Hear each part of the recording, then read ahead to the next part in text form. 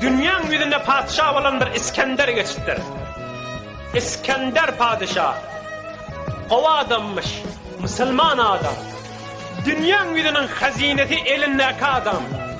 Ton ton kızıllı ihtiyarındaki adam.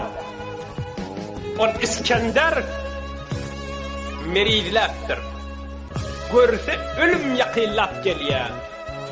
Diyenini edacak adamları uyuşurttur daşına. Men bir vasiyetim var, bir tavşırgıyım var, hükmen edersiniz deyiptir.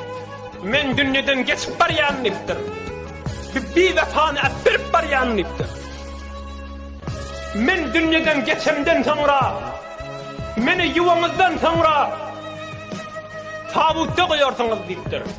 Emme men iki elimi iki kaptallan çıkardan koyun deyiptir. Parmaklarımı da açık koyun deyiptir. Men salacağım, men leşim, men cesedim götürülüp baryaqa. Tamam adamla uyuşup gözleşip duqa. Men iki elimi şeyle çıkardan koyun. Ta inki men padişahlık olsam iki elim boş var yan. Hiçten alıp gitmedim. Ne dirhem var, ne dinar var. Hiçten özümünün yok. Fakat imanı ameli salihike özümünün alıp durun.